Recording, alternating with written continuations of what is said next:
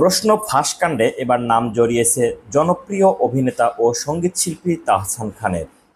BCS ও মাকে নিয়ে মুখ খুললেন তাহসান। প্রশ্ন ফাঁস কাণ্ডে এবার নাম জড়িয়েছে জনপ্রিয় অভিনেতা ও সঙ্গীতশিল্পী তাহসান খানের।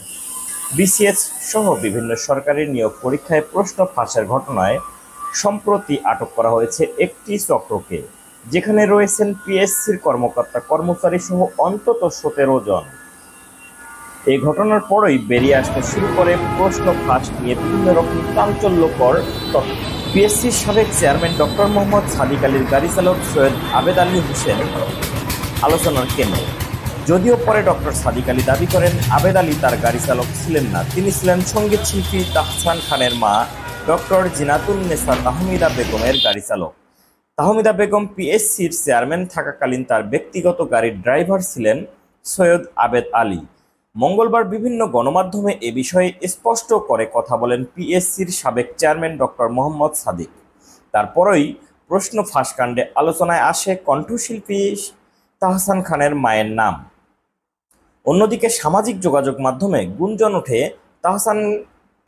তাহসানের মা জিনাতুন নেসার সময়ে পিএসসির প্রশ্ন ফাঁস কাণ্ডর নানা চাঞ্চল্যকর তথ্য জানা যায়। তিনি চেয়ারম্যান থাকাকালীন 24তম বিসিএসে পররাষ্ট্র ক্যাডারে প্রথম হয়েছিলেন তাহসান, কিন্তু সে পরীক্ষা পরবর্তীতে বাতিল হয়ে যায়, ফলে বাদ পড়েন তিনি।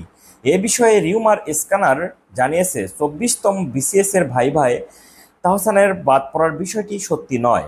সেখানে বলা হয়েছে 24তম বিসিএস এর প্রিলিমিনারি পরীক্ষা অনুষ্ঠিত হয়েছে 2003 সালের 28শে ফেব্রুয়ারি। এ পরীক্ষায় প্রশ্ন ফাঁসের অভিযোগ ওঠায় 3রা মার্চ তা বাতিল করে পিএসসি। পরবর্তীতে 24তম বিসিএস এর প্রিলিমিনারি পরীক্ষা হয় এবং নিয়ম অনুযায়ী লিখিত ও ভাইবার মাধ্যমে নিয়োগ প্রক্রিয়া সম্পূর্ণ হয়। এ বিষয়ে বিভিন্ন গণমাধ্যম থেকে তাহসানের সঙ্গে যোগাযোগ করা হলে তিনি জানান তিনি কোনো দিন বিসিএস পরীক্ষাই দেননি। যুক্তরাষ্ট্র থেকে তিনি আরও বলেন, মানুষ বুঝে এসব ভুয়া খবর। এরই মধ্যে অনেকেই এর প্রতিবাদও করেছে, নানানজন নানানভাবে প্রতিবাদ জানিয়েছে। আরেকটা কথা, আমি কিন্তু কোনোদিন বিসিএস দেইনি। আর যেই গাড়ি চালকের নাম সৈয়দ আবেদ আলীর কথা বলা হচ্ছে, তিনি কোনোদিন আমার আম্মার গাড়ি চালক ছিলেন না।